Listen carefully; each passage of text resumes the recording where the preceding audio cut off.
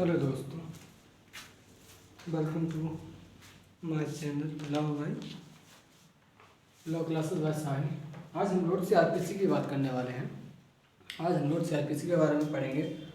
CrPC में कब इसको नाम दिया गया सीआरपीसी, और कब ये संसद में पारित हुआ, कब राष्ट्रपति ने इस पर साइन किए थे, कितने चैप्टर हैं, कितनी धाराएं हैं, कितनी अनुसूचियाँ हैं। तो आज हम सब डिटेल से पढ़ेंगे थोड़ा थोड़ा।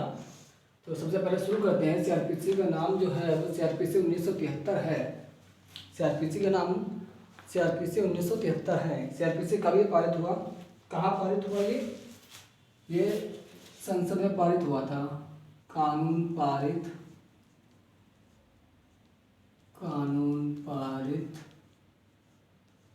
कब हुआ? कानून पारित हुआ 1973 को। 1973 में यह कानून पारित हुआ था। ठीक, कहाँ पारित हुआ?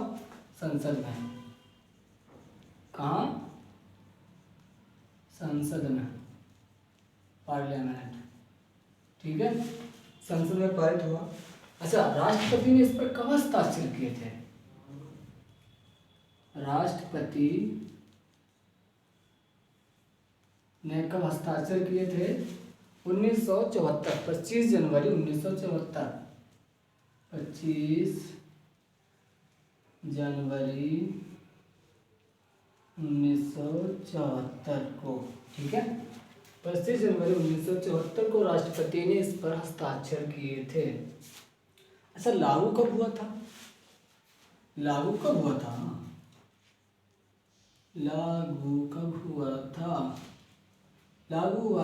1 अप्रैल 1974। 1 अप्रैल 1974। 1 अप्रैल 1974। ठीक है, 1 अप्रैल 1974 को लागू हुआ था। इसके बाद हम बात करते हैं कि सीआरपीसी में कितने चैप्टर्स हैं। सीआरपीसी में कितने चैप्टर्स हैं या कितने अध्याय हैं? अध्याय है 37। ठीक है सर, 37 अध्याय हैं। इसके बाद हम बात करते हैं कितनी धाराएं हैं। सीआरपीसी में कितनी धाराएं हैं? धारा 484, 484 धाराएं हैं। अब हम बात करते हैं अनुसूची की। कितनी सीआरपीसी में कितनी अनुसूची हैं? 2 अनुसूची हैं। कितनी हैं? 2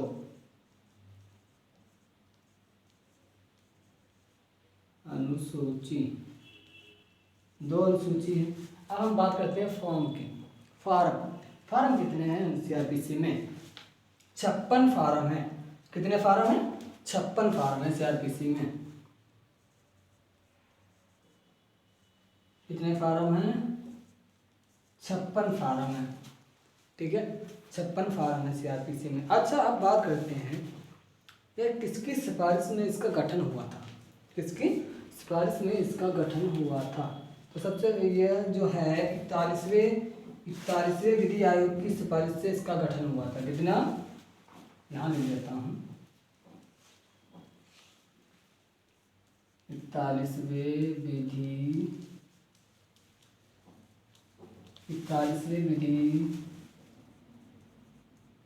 आयोग, 41वें विधि आयोग की सिफारिश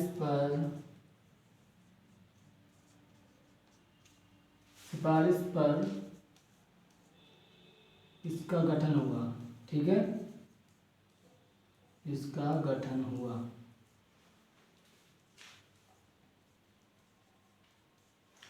इसका 41वें विधि आयोग की सिफारिश पर इसका गठन हुआ था।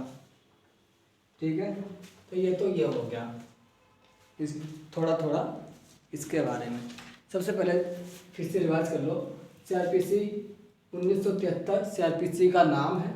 इसे इंग्लिश में बोलते हैं criminal procedure of code, Hindi में बोलते हैं दंड प्रक्रिया संहिता 1973। कानून पारित कब हुआ? 1973 को। कहाँ पारित हुआ? संसद में। राष्ट्रपति ने कब हस्ताक्षर किए थे इस पर? 25 जनवरी 1974 को। ठीक है, लागू कब हुआ? 1 अप्रैल 1974 को। अध्याय कितने हैं? 37। सीआरपीसी में कितने अध्याय है? 37। और धाराएं कितनी है? 484, 484। अनुसूची कितनी है सीआरपीसी में? 2 अनुसूची है। फॉर्म कितने हैं? 56 फॉर्म है। ये किसकी सिफारिश पर सीआरपीसी का गठन हुआ था? तो 41वें विधि आयोग की सिफारिश पर इसका गठन हुआ था। ठीक है, ये इतना तो इसमें हो गया। इसके बाद हम बात करते हैं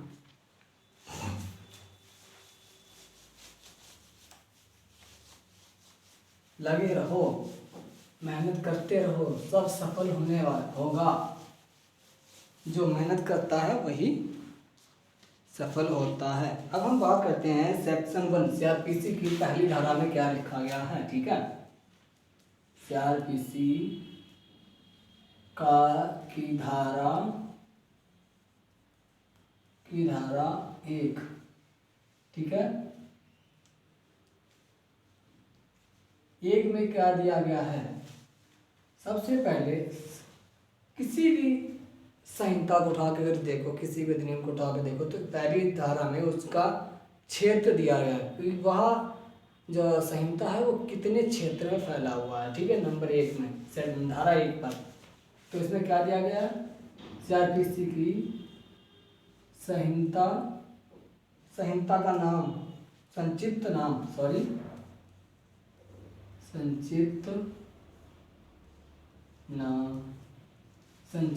दिया गया। संक्षिप्त नाम में कौन आता है? ये सीआरपीसी। ठीक है, इसके बाद आता है विस्तार। सेक्शन 1 में क्या क्या बताया गया है? विस्तार, संक्षिप्त नाम बताया गया। उसके बाद बताया गया प्रारंभ, यानी यह सीआरपीसी कब प्रारंभ हुई थी। ठीक है, सेक्शन 1 में इतना ही बताया गया है। तो हम पढ़ लेते हैं संक्षिप्त नाम में क्या है। संक्षिप्त नाम में सीआरपीसी है। दंड प्रक्रिया संहिता क्या है? दंड प्रक्रिया संहिता। ठीक है, 1973। विस्तार, जम्मू कश्मीर को छोड़कर संपूर्ण भारत पर। जम्मू कश्मीर को छोड़कर पूरे भारत पर। प्रारंभ, लागू कब हुआ? 1974।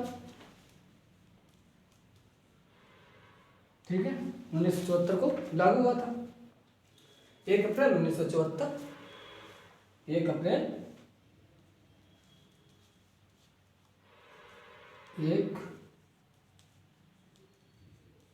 1974। ठीक है, सब सीआरपीसी की पहली धारा में क्या दिया गया? संक्षिप्त नाम, विस्तार और प्रारंभ। यानी संक्षिप्त नाम में क्या है? दंड प्रक्रिया संहिता 1973।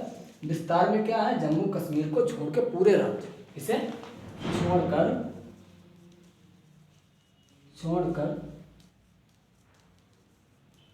संपूर्ण भारत, सॉरी राज्य बोल दिया पहले हम संपूर्ण भारत पर। ठीक है, जम्मू कश्मीर को